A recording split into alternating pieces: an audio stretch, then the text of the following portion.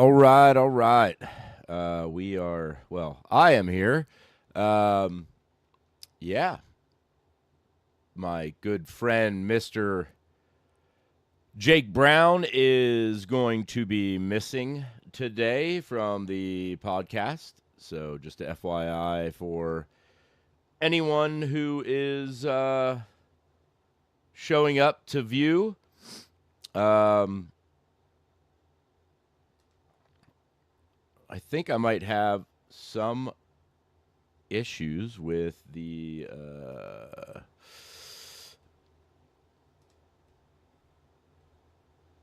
some of the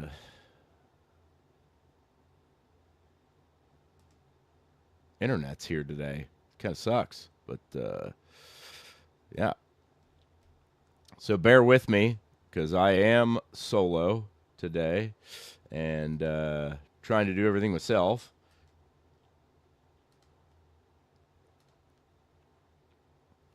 So I'll try to get everyone, if anybody has questions or is ask any questions or anything like that, I get you guys all taken care of here. So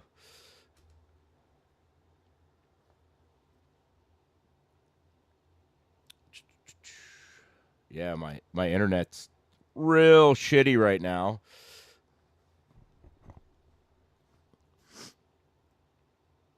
Sorry for anybody watching, but And let me get some other things going here just so I can see if anybody is asking any questions or anything like that. I got to populate this BS stuff. You guys are going to hate me today.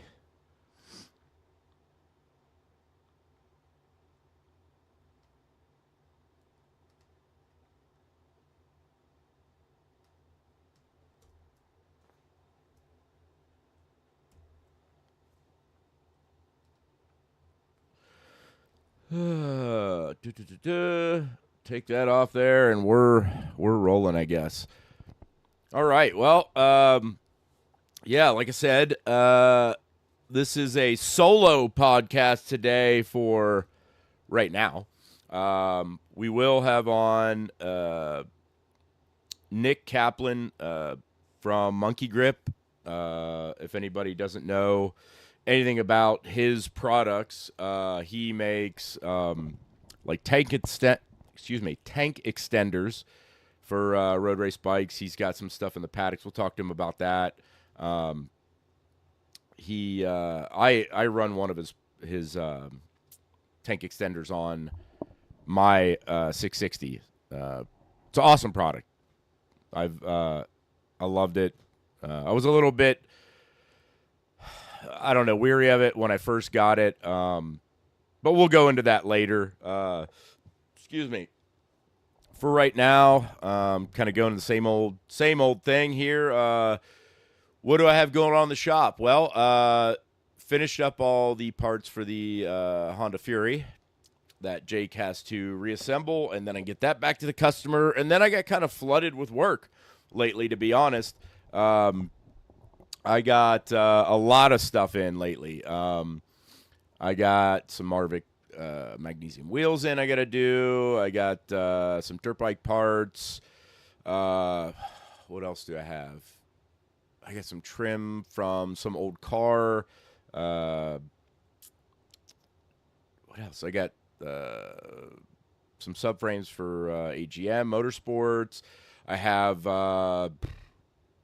some, what are they? Illumilights for more speed, performance in. I got some other old, I think they're CB parts, wheels and stuff I got to do. So, yeah, I'm certain. And I got some other parts coming in later this week. So, yeah, it's been pretty busy. And just trying to get everything knocked out as usual. And, again, same old thing always happens. We start to get busy. You have get some problems. So, yeah, got problems I got to deal with, which are, like my compressor's acting up again, my big one for my sandblast cabinet. So that's always fantastic. But yeah, and it's freezing. Everybody's got to be cold as hell. This week has been just it's crazy, man. It's been really really cold the last couple of days. I'm in my camper now, and it's yeah, it's not too warm in here. I get the heat going, but taking a little while to get there. Last week was awesome with having Craig on, and hopefully we can keep getting some guests and stuff. Just have to, again, I thank Craig for working with me to get the audio and stuff figured out, and then Nick, yeah, I worked with him a little bit before to make sure everything was going good, and it wasn't. I don't know what changed, but we had some issues with audio, video, whatever, but it seems like we got it sorted out at the end. So crossing my fingers that, you know, when he's on, it's good. And if it's not, I'm not going to ruin the whole thing by just trying to push it through and people suffer through terrible freaking audio and whatnot. But, yeah. So, probably about maybe another 10 minutes, we'll get our friend here on and have him, Mr. Nick Kaplan, hang out with us, and we'll go over some things and maybe something that you guys have seen or haven't seen, but we will talk to him, and he can explain what he does, and be a good time, man. So I got some questions for him just of my own, just, you know, how this all came about and whatnot. So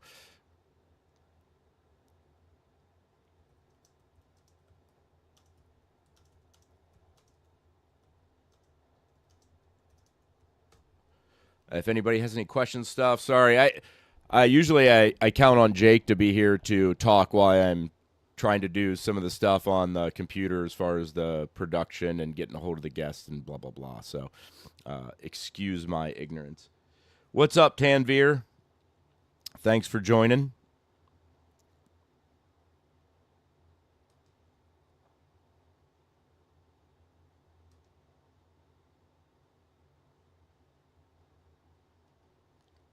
Everybody, anybody who is tuned in right now, Tanvir, how's the video and audio? Is it all right now, or is it kind of shit?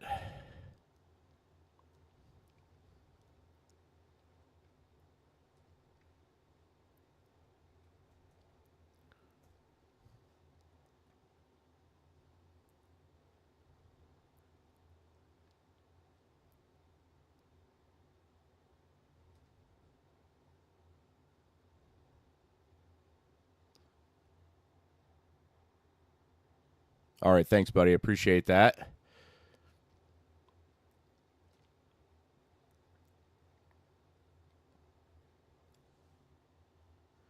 We need to hang out here soon. I know you're busy and far away from me now, but I look forward to seeing you again anytime you're in town. Maybe we can get together, hang out, do something.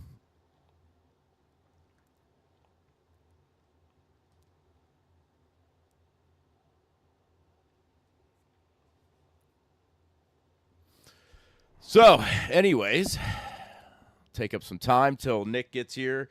Yeah, guys. Man, it's really, you know, it's. I did live Facebook Live videos before, and I always struggled to fill some time, and now, look at me by myself here. It kind of sucks not having Jake, because having Jake was kind of a nice little thing to have. Because you know, we could chit chat back and forth and kind of go back and forth on things with each other, which was nice. And now this kind of gets screwed. Jake actually has had some customer relations things. Guys picking up some parts or doing something, or picking up a bike or dropping off or something. I don't know, to one of those effects, and he couldn't join us today. So his audience probably is going to bail on me because they like the Jake man.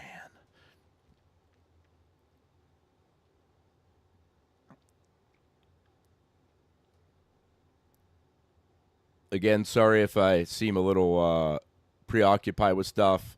I'm just trying to get some of the stuff set up for Nick to join up, and whenever he's on here, we'll be on and rocking with him. Hopefully. The last time we had the audio and stuff going, that it worked out. So hopefully this time it's good too. So, again, sorry if I end up having a shit situation like the last time, but can't FaceTime in, Craig, because it doesn't work with the setup. I wish there was an alternative that I could have as a backup plan, but I'll have to do some more research. Like I said, between doing the work, powder coating and stuff, and trying to get some stuff done around the shop, and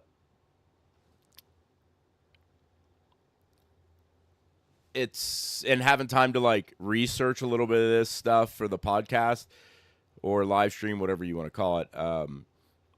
It just leaves me not too much time to do stuff. So it's always kind of last minute on stuff. But now at least I'm making sure that that I got some time to at least test with the person prior.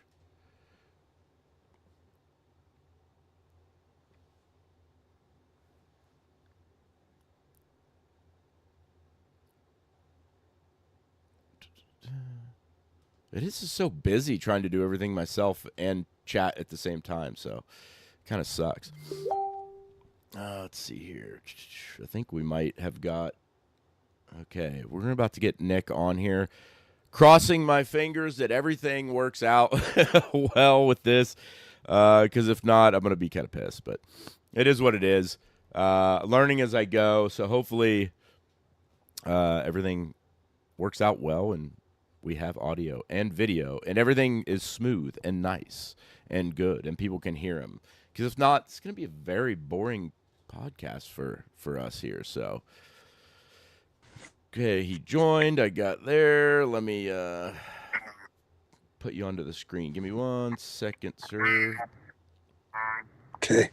Do you have your audio up? Like, turn your audio down on your computer or whatever a little bit, because I'm hearing the mic. So. Let me get...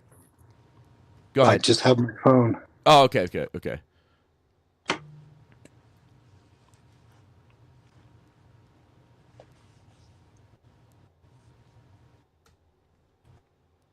see if we get you up here.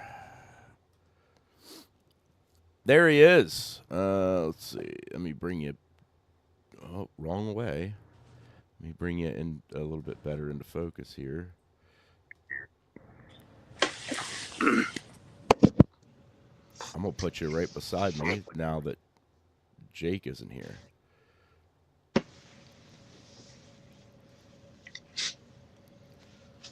All right, welcome. So this is, for anybody that doesn't know, his name is Nick Kaplan, and Nick is owner of MonkeyGripp, monkeygrip.com, and that's with 2 P's, GRIPP.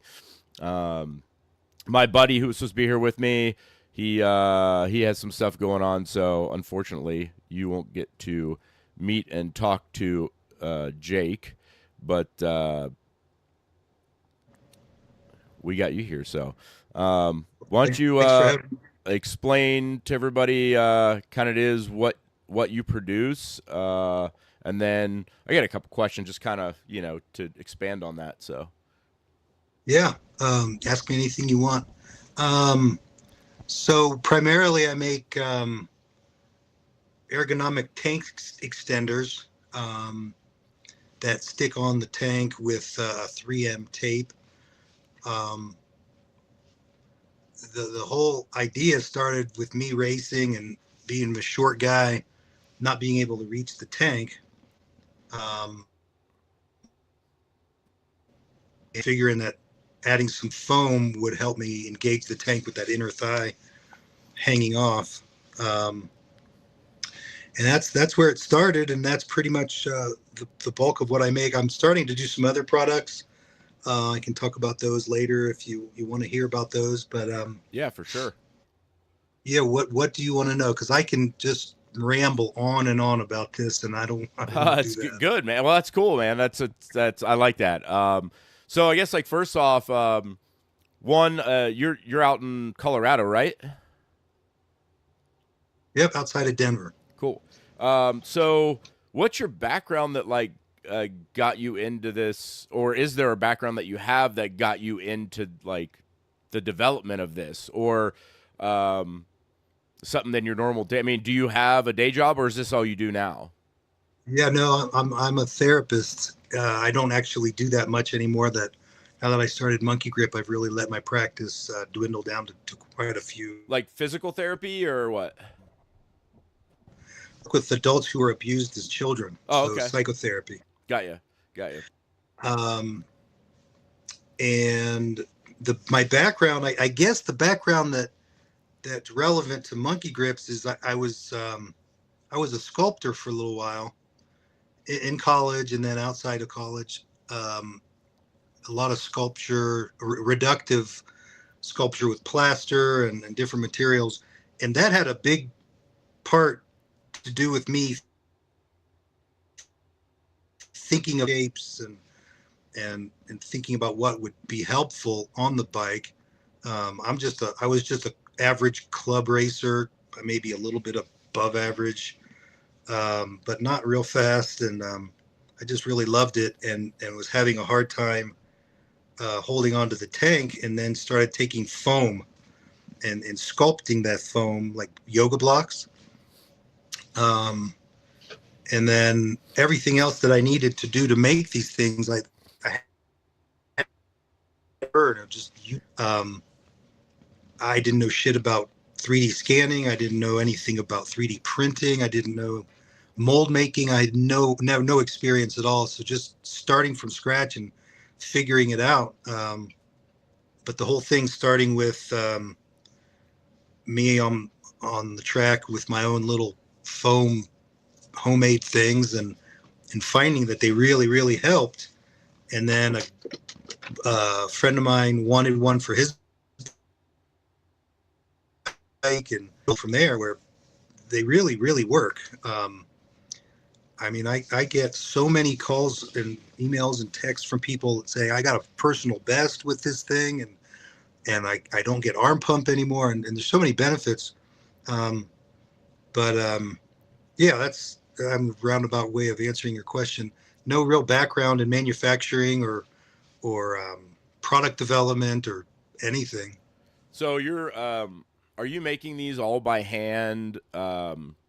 Like in, do you have like a Sure. shop, or you just do it out of your garage, or what?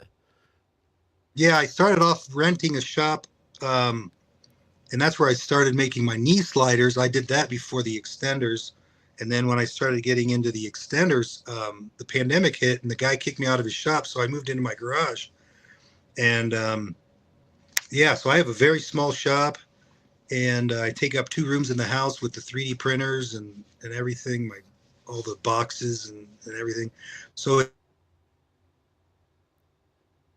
a tiny little where I just I need a bigger shop, and it's getting really painful to move around my tiny space, and I just don't have any room for storing these things. And um, yeah, so yeah.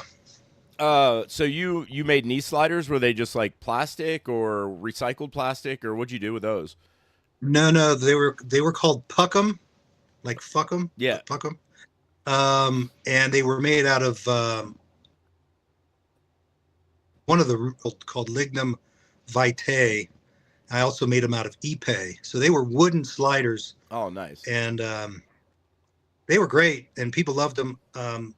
They really lasted a long time, and they just felt smooth and buttery. And but the wood, I couldn't get it anymore. I simply couldn't get the wood anymore. It's just not available. The ipe is, but it doesn't work as well as the hard stuff. So I stopped making those. Um, yeah, so Yeah, it was last year was the first year I ran those wood. were Last year was the first year I ran wood sliders, and the only place I could find them was Bison, and I ordered them to try, and Bison. yeah, they lasted all year. Yeah, yeah. What kind of wood is it? Do you remember? They have like two options, and I think it's just they just call it a hardwood. So there wasn't like an actual like notation Oh, of exactly what the wood was, but uh-huh. So these things were tropical woods. I mean, yeah, yeah. I think the wood I was using was 4 times harder. It was incredible. Uh, Very difficult to cut in sand. It was remarkable wood. So these I've seen sliders. There's some out of Germany, I think. These big honking things, Yeah. and none of them worked well because the wood was just. I mean, maybe it was hardwood, but if it's not a hard ass tropical wood, these they just don't work. They Um, grab too much.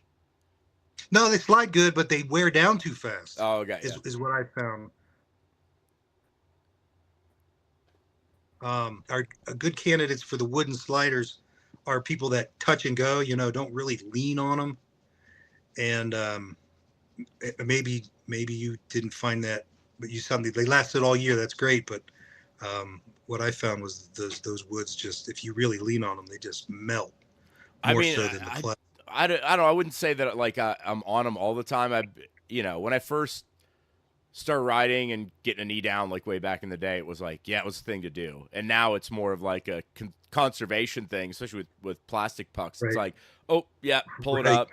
But I still feel like I'm not like just dragging it the whole time, but I still feel like I uh-huh. use it quite a bit, and it still lasted fairly long time. It was very Hmm. impressive because usually I'll go through 3 or 4 sets of pucks a year, and I was really impressed. So I mean, I'm always Uh-huh. like, most of the tracks are right-handers, or whatever. So I'll be swapping pucks or flipping them upside down just the way they wear and get a Right. little bit more use. But still, yeah, I ran them all year, and I was like, man, that's crazy. So yeah, I definitely want to get another set. Nice. There was another guy, maybe it was you, that was a while ago, and then yeah, stopped making them. And there was another dude that Hmm. was making some like recycled plastic stuff, which I was Yeah, I supposedly. saw those. Yeah, Well, I he tried was. to buy some, and then all of a sudden he's like, "I'm not doing it anymore," just out of nowhere. I'm like, Yeah, oh, "Okay, it's a ton of work. yeah, yeah, I can It's imagine."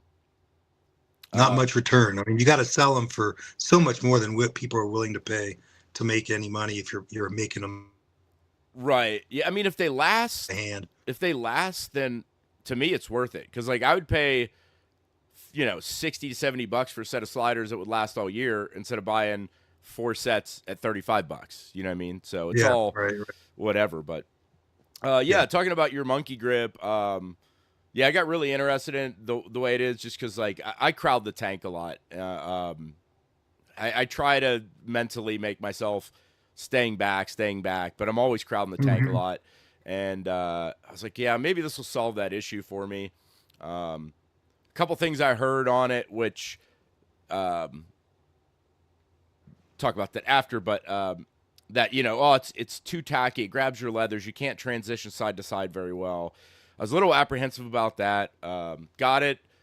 Product was great looking. I mean, it looked fantastic. It was finished very, very well. Fit on the bike, perfect. It was like a glove. I mean, I couldn't be more happy the way it fit. It was Hmm. easy. I would say if you don't like double check where you're gonna put it, that it's the right spot because that adhesive is insane. That 3M stuff is wild. That's on Yeah, there. it It's is. it's some it's better than most of the stuff I've ever Yeah. seen. Um, so the first time out with it, which you asked me about, asked for feedback on it, and I told you I'm like I was surprised that it was like it had always been there. It wasn't something that I was like, oh, I got to get used to this.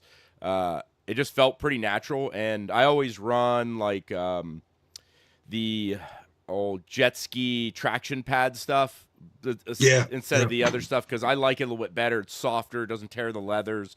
I feel like it grips really good. But Yeah. after having the monkey grip, Hmm. no need for it.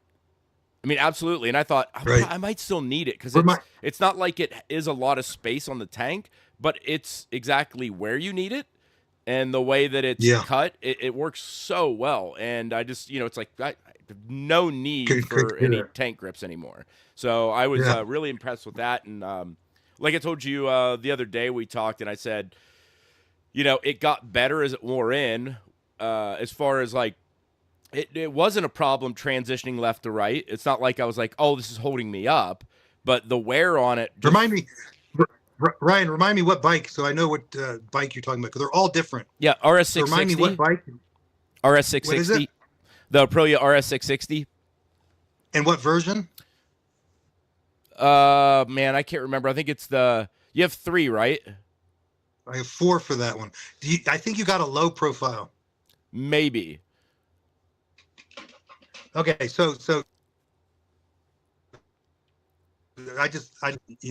of them have such a big overhang, and maybe that's the feedback that you had been hearing about of getting caught up. That's the one complaint that I've gotten over the years, is that the overhang is a little too big, too far out.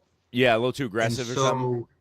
Too aggressive. So if you got a low profile, that one has just kind of a mild little overhang, and yeah, it's not much at all, but it's enough. It's like perfect. So for me, like, I really, really like it. I've had a lot of people ask me about it, and like, I coach it for Fast Tracks up there at Nelson Ledges, and there's a couple guys that have them.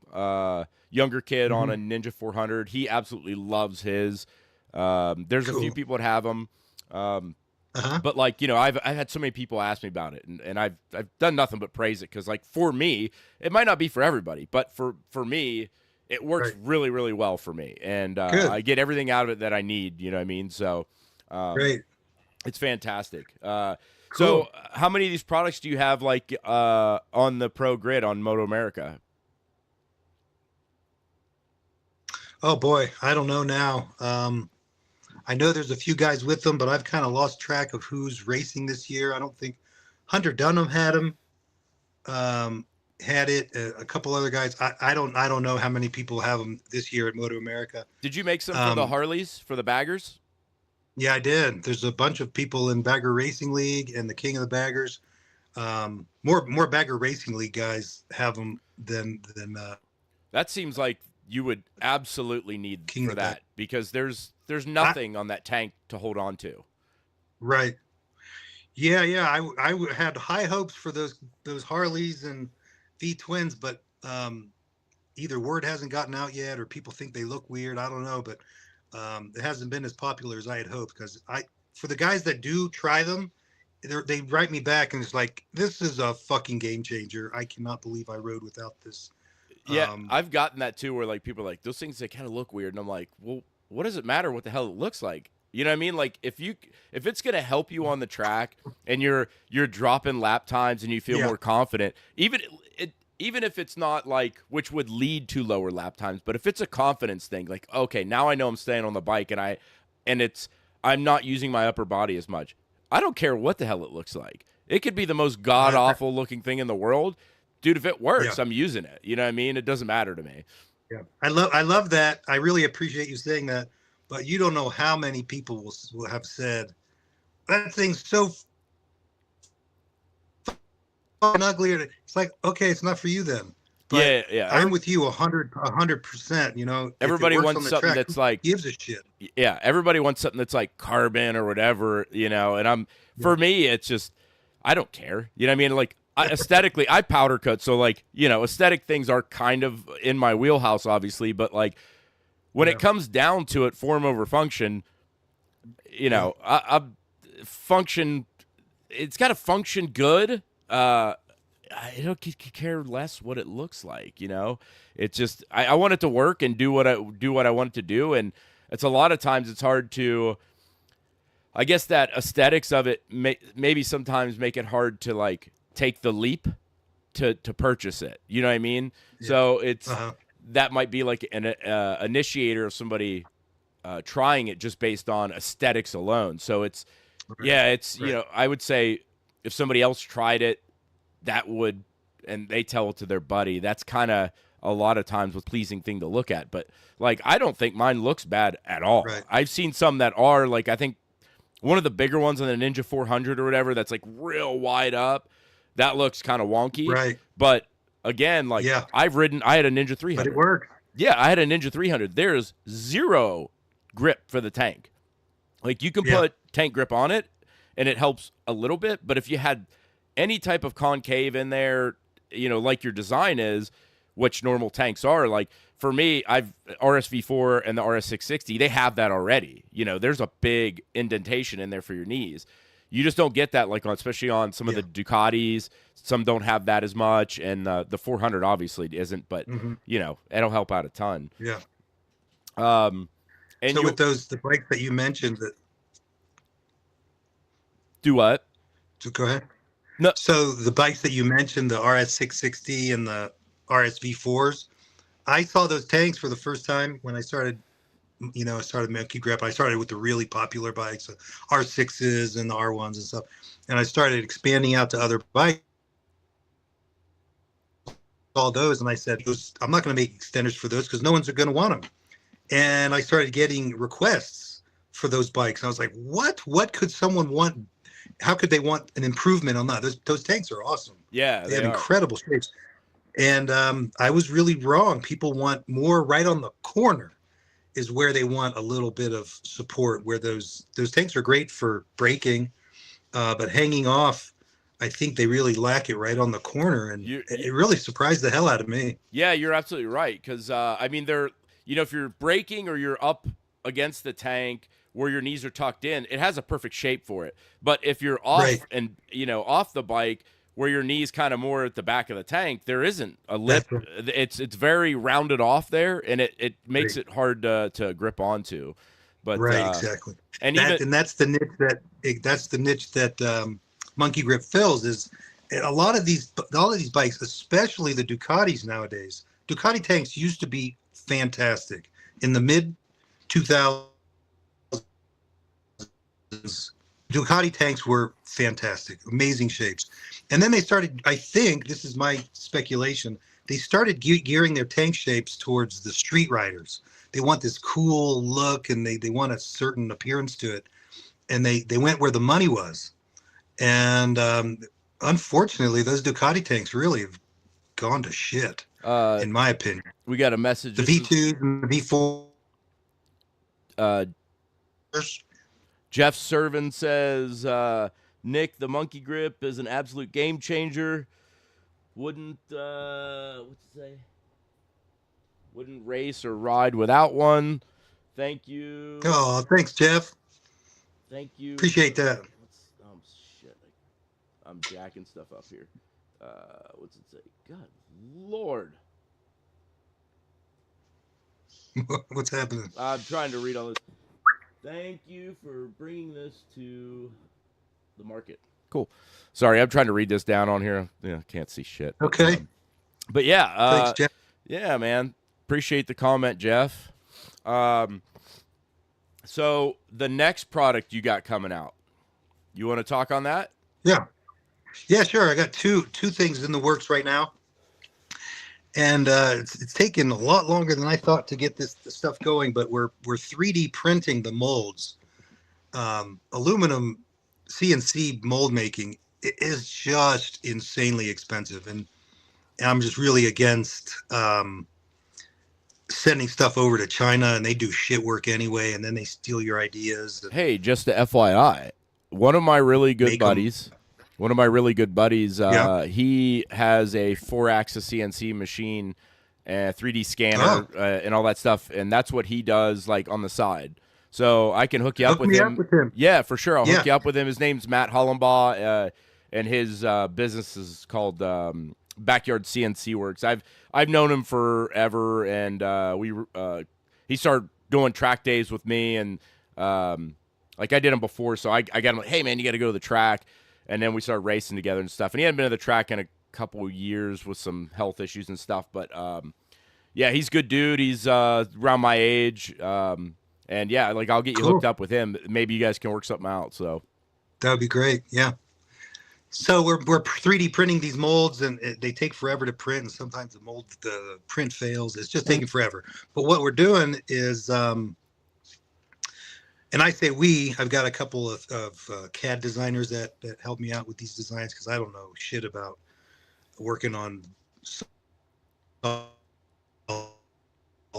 and they're just way beyond me. So we're making bump stops for behind the rider, And I was going to ask you about that actually, because I was like, man, that's one thing that would be kind of cool to have, because a lot of people want to utilize that. So yeah, I put some feelers out there, and a lot of people said they wanted that, especially the guys on the big bikes that get slid back on the seat. I could go grab one, show it to you if you want me to grab one. But sure, yeah, it's fine. so can I get one?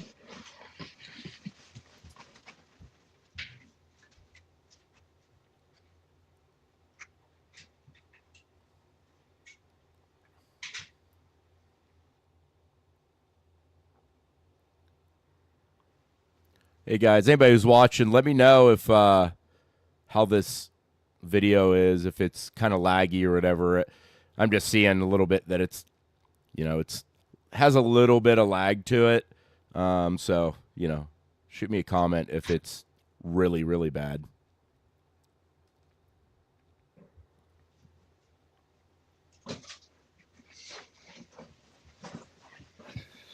Oh, sorry. I should have thought about that before a little. Oh, you're good, here. man. We got time. Okay. So so here it is. This is the largest one. We're going to make a variety of sizes where they're shorter and then also narrower. A lot of ass to fit this thing. So we're going to make them smaller and shorter. But here's the basic design, and the reason they're kind of corrugated, I don't know how to describe that, but it fits the concavity or the convex shape of the seat pan. Oh, I got you. So there's 3M tape on the bottom, stick on there. This shape fits your ass real nice. Yeah, and it'll keep you from sliding backwards.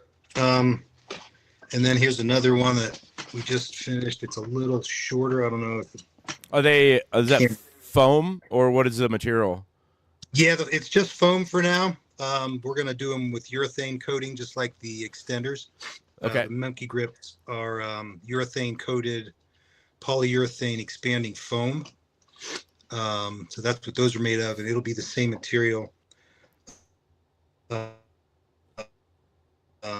Stops, and then we're going to do a couple designs that actually, you know how a seat pan usually has a part on the back of it towards this, so this way being the rear of the bike has like a slant. Yeah, people want to put their bump stop right on that thing, right? Yeah, that's where I would want it. On the seat. So we're going to do a bunch of different designs and hopefully get 3 or 4 designs that will fit a bunch of bikes. It's tough though, because every single main fairings, they all shape differently, and some of them have weird bubbles on them, and some of them are flat. It's strange how different between one manufacturer to the next in race fairings, how drastic it can be. Like my 660, when I ordered a graphics kit for it, which was made for I forget what brand, whatever it is, CRC or something like that, and I have Sebimoto, and it was like the graphics didn't even work on it because it was so different. It was strange. Yeah. And so the other that's really interesting to me. I'm curious on that bump stop because I'd like to try one out. But the other thing you're working on is the what is it now? So they're handlebar grips, and I just picked the biggest and the smallest of the range. So the small one here is a 32 millimeter, and that refers to the diameter of the grip. And then this one's a what is this? A 46, which is humongous. I mean, some guys got to have 6, but we're going to have 8 different sizes, 2 millimeter increments between 32 and 46 millimeters. So you can get a perfect fit for your hand. Now this one's a bit big for me, but it really demonstrates, I think, the concept when this is the average size of a grip. This one's like 31 or 30, and I think that's what comes standard on most bikes. see how my fingers here, and there's very little space between my fingertips and my Right. palm. Like it's almost a fist. It's not quite a fist, but it's pretty close. Um, and I'm finding that when you have a bigger grip, now look how much space is between my fingertips and my palm here. It reduces the amount of effort it takes to hold on to it because you use less energy with this kind of open hand. Also, it reduces arm pump. You know, when you're squeezing too hard and you get your arms all Right. fucked up. Um, so that's kind of the concept, is that people have different sized hands, both finger length and also width. And so these, I'm gonna see if I can show it to you. Get the light right. Okay, see these little the little grooves? Yeah. So you can cut along the round to adjust the width of it, the length, so that you can customize how much grip you want. If you want it, you know, a lot sticking out, you can have that. You can have it just barely beyond your pinky. So the range of the length is going to be 115 to 145 millimeters, and you get to choose.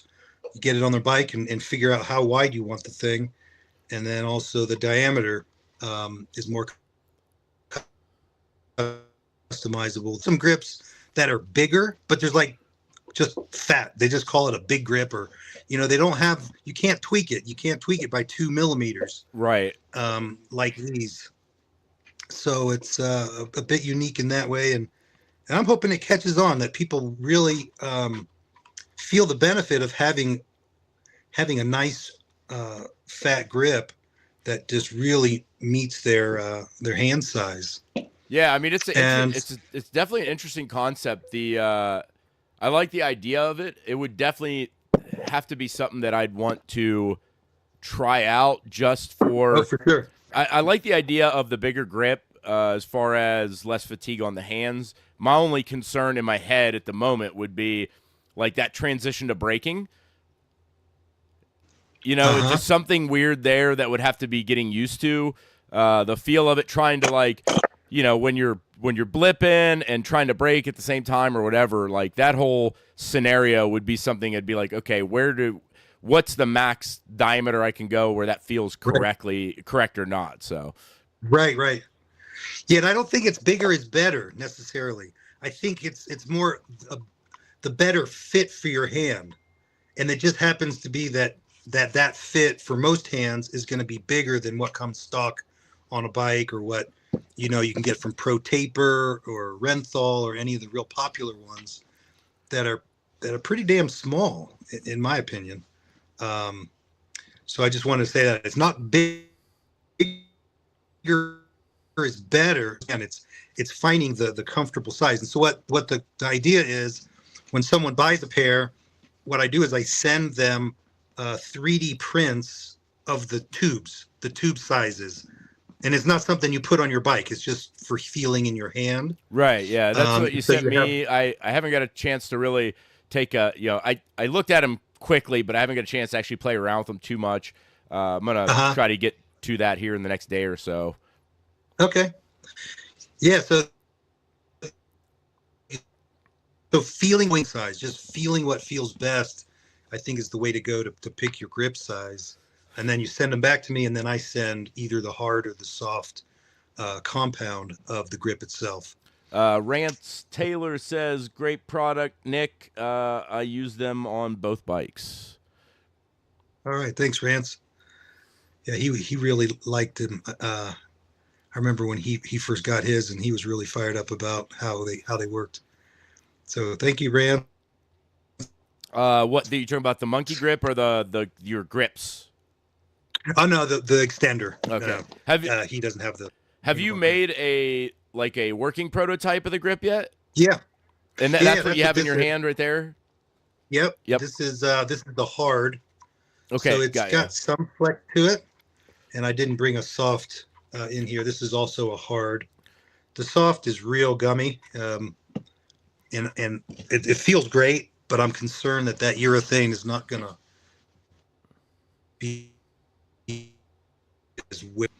I talked to Odie briefly. They make some really neat grips. Their design process. I don't know if you've seen any of. It's not Odie. They call themselves ODI. Yeah, Right? yeah. Um, there's some videos on YouTube of their manufacturing process and their molds. Oh, it's incredible. They are balls deep in handlebar grips. I mean, they have taken it to a level that's just mind blowing. That's wild. And so I've been wanting to collaborate with them and maybe do like a facture them and use my concept, but haven't gotten in touch with them yet.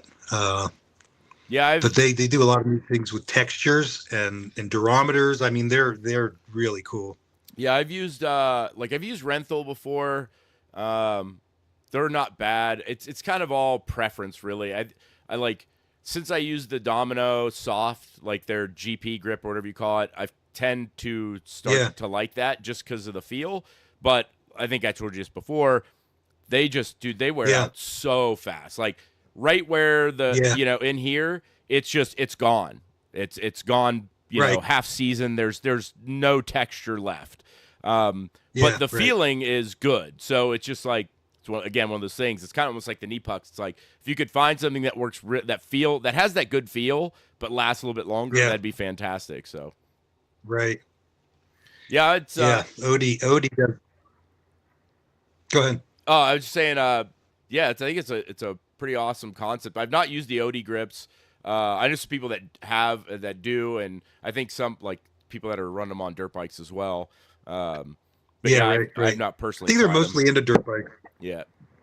Yeah, and they have that lock-on thing where you can. I think you screw on the innermost part of the grip and it locks it in place. Oh yeah. The one thing that's kind of frustrating is like a lot of these newer bikes now. And I don't know if you've seen this or not, but like for instance, my RSV4 I had, the throttle tube is got ridges in the plastic. So the grip that comes on its stock, it has the ridges cut into it inverse, concave, whatever you call it. So it fits on there. And then same thing on the I think we just got disconnected. Hold on. Nope, you're still there. Well, not me and you. I think. Okay, now we're reconnected. The on the left side, because of the switch housing or whatever it was, and this was the same thing on my RS660, it had to fit into a certain spot. So if you got a normal grip, it wouldn't fit. So you had to modify it, or you're doing different switches or whatever. But that, just the throttle side alone, it's like I had to. You either buy a new throttle tube or you go and shave down those plastic ridges in order to put a normal grip on it. Because if you stick a grip right on it, the ridges just poke through. It's wild. Oh yeah, it's kind of crazy. Do they want to sell you their grips? Is that why they do that? I'm not sure, man. I don't know if it's just to not have to use glue or what, so it retains more, grip onto the throttle tube or what. But it's kind of right. For anybody that's going to change grips out, it's pointless. You know what I mean? So it kind of sucks. But I ran across that a couple times. You wouldn't get any slip, would you? No, you wouldn't. It wouldn't. Yeah, zero slip, but slide then, huh? Yeah, it makes it impossible to buy an aftermarket grip. You have to buy the OEM stuff, and the OEM stuff is, for me, is shit. There's no. It's like a car tire. All the treading is inverse. There's dimples into it, but there's no texture on it, so it's pretty smooth. It just feels a little weird. Just my look at it, my personal look at it, but sure. So, anything else exciting on the plate for you, or what? We got another comment, Kevin Horney, Nick. MonkeyGripp was a game changer for me on my S1000. See, man, everybody likes that stuff. Yeah, you need it on your R6, buddy. Kevin's got an R6 now. I think he's riding the 17 plus R6, and he hasn't gotten him an extender for it yet. But man, that tank needs it. Oh yeah. Come on, Kevin. I was never. I don't know, man. Like, I'm not an inline guy. I've said that like 100 times. I never.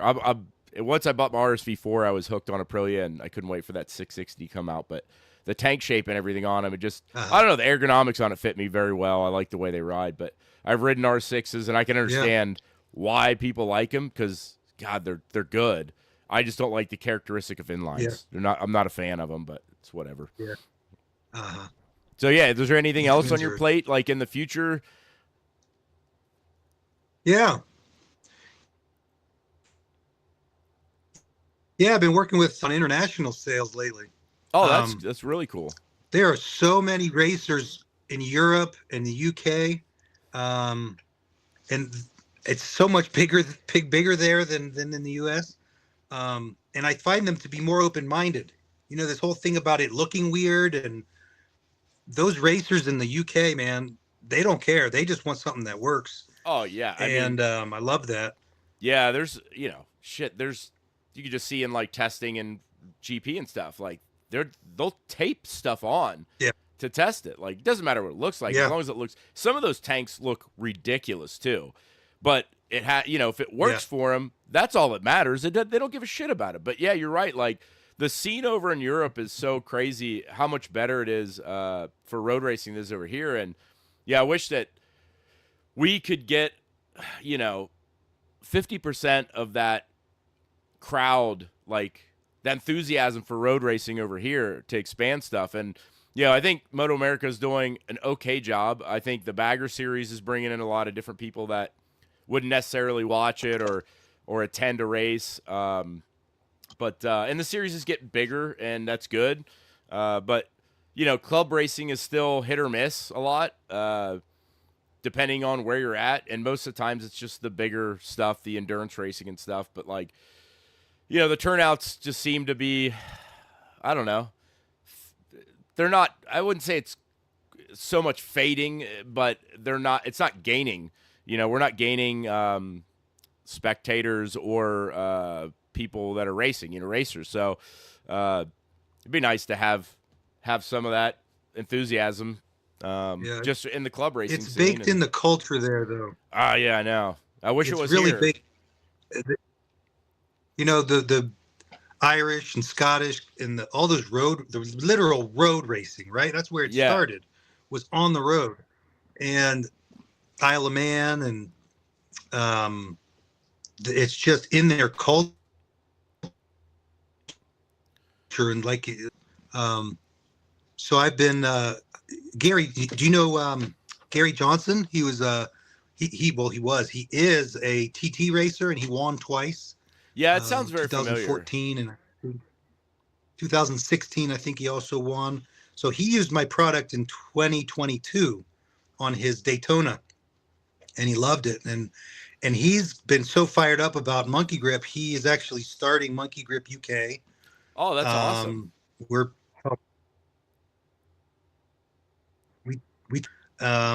And I ship him over to him, and he goes to club races, and he's such an influential guy that people really pay attention to what he says, and his voice around what works is worth its weight in gold, And so he's doing MonkeyGripp UK, and I'm trying to get distributors in. I've got one in Canada, one in Australia, one in Brazil. There's quite a road racing scene. And so I'm trying to get distributors and really get them out there internationally. That's awesome, man. Congrats on that. Yeah, thanks. Yeah, well, man, anything else you want to cover before we wrap it up? Or it says Oxford makes 32 millimeter one. I need to get with you and get a set of grips, and that's Rants again. Awesome. Yeah, 32 is my smallest size. I was going to 30. The wall is so damn thin especially on the throttle side where you have the 1-inch tube. Yeah. The I just I'm just going to start at 32 and go up from there. Um, but I was going to say something else. Shit, I forget. Kevin said, My Kevin memory. Horney said, maybe those side kicks would be nice. I'll hit you up this week.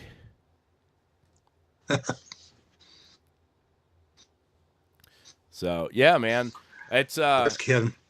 I got a bunch version. it's awesome that Yeah, cool. you expanded your business there, and for sure I'll get you some information. You get a hold of my buddy. Maybe you guys can work something out. Like I said, he does not only does he does all the design work too, like CAD design.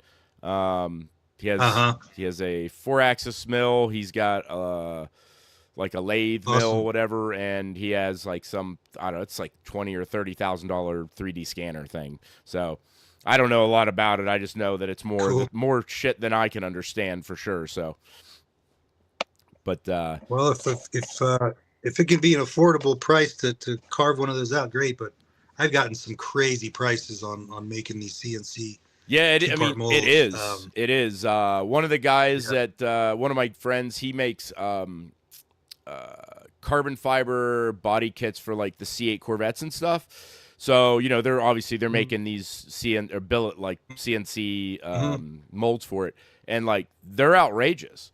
But outrageous, tens of thousands of dollars. Yeah, and I was talking to him about it, and he was like, it's good because they last quite a long time versus another thing where you have to keep reproducing or whatever. But the thing is, like, the initial one is the most expensive. You had to make a second one, it wouldn't be bad because it's all the R&D, the design work, the CAD development, the programming machine, the material cost. Right. For a one-off piece, yeah, it seems really expensive, and it is. Like, it's a shock. But to know how much time is there in it and R&D, it's crazy. So, yeah, I mean, I get it on both sides because, like, it's a large pill to swallow, to buy that or pay for that piece. So it's kind of like you have to weigh those options or whatever. But I do have the guy that does the podcast with me. I think he has like 4 really, really super high-end 3D printers. So if you have any issue with like 3D printing stuff that's like you're having issues with, he's got some gangster, like, because he makes stacks and stuff. So carbon Kevlar, whatever mix that is. He's not here, so he can't tell you. But his prints are like spot on. Like Carbon Smith? Yeah. Those stacks you talking about? Yeah, he makes his own. They're not the dimpled style, but he makes his own and he develops his own. So he made custom stacks for my bike because mine's not stock. It's got cylinder head ported and cams and stuff. So we made custom stacks just for it. But I was there through the process for some of it because I was just kind of interesting. He made like, I think 9 sets of stacks and then dyno tested back to back to back, adjusting air and fuel and seeing where am I gaining, where am I losing, where's the middle ground, etc. So like, and that's why a lot of people are like, I can't believe how much some stacks cost. Well, yeah, the material isn't much, but the design and the R&D time and the dyno time to run that it's crazy. It's 8 hours of dyno runs, So, but he does his prints. He's made all kinds of wild shit with prints, not just stacks. He's made he's made air boxes and all kinds of weird stuff. But yeah, his prints are phenomenally good. And if you need, if you want to go a little bit cheaper route, he also does CAD design and stuff as well. I can hook you up with him as well, and it can kind of bounce between either one of them if you want to get at least some idea of pricing or something. So. Thanks a lot, Ryan. Yeah, man, I appreciate you coming on, and hopefully everybody found what you had to say interesting, because I did at least, and maybe it'll open some people up to your products. Like I said, I can't say enough good stuff about it. I love mine. It's definitely been a huge improvement for me. Very confidence inspiring.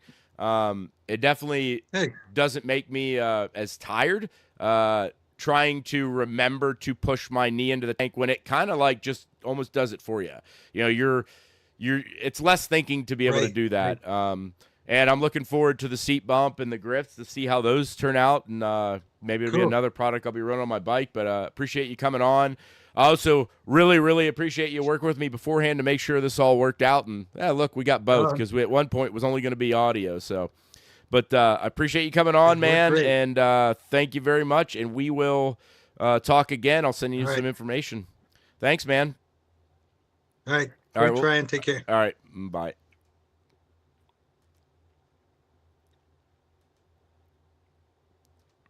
All right, guys. Well, that was Nick. Hope you guys enjoyed that. That was interesting. Like I said, man, his product is very cool. Like I've seen some other tank extenders. They're real smooth. A lot of people paint them and stuff. It just doesn't give you the grip, man. His product for me it worked. I actually think it looks very, very nice. It looks real cool. On my bike it looks good. That's really not even the big thing. The big thing is that the thing works very well. Even if it was hideous, I would still be using it because it just works for me. So if you give it a gamble, man, I think it'll definitely improve what you're looking for. If you're looking for that bit of grip or to get yourself off the tank, if the tank shape isn't what it needs to be, take a look at his site. It's MonkeyGripp.com, and that's GRIPP.com. He has them for tons of bikes. There's a lot of pictures on there. There's also a lot of reviews for the product on there. You see a lot of good feedback. And even on like Facebook groups and stuff, you'll see a lot of people run those. He's got them all over the Moto America paddock and stuff. So check them out, man. Really cool product. I love it. This isn't going to be as long as normal because missing my counterpart, which is, hey, Jake, what's going on? Usually there. But we'll see next time. Appreciate anybody that tuned in. And I didn't have anybody give me any bad feedback about audio or video. I mean, we had his cut out a little bit with internet stuff going on. But I appreciate anybody that's tuning in every week or whatever. We're going to try to have some more guests on. I don't know who's going to be the next one. We'll figure it out. Hopefully I can get somebody on. If not, it'll just be me and Jake. Well, at least me. Hopefully Jake can make it next time. And we'll have some interesting things to talk about. So thanks, everyone, for tuning in and listening to me babble on and listening to our guest, Nick. So we will see you guys next time. Thank you very much. And we're going to go ahead and end this podcast. Thanks, guys.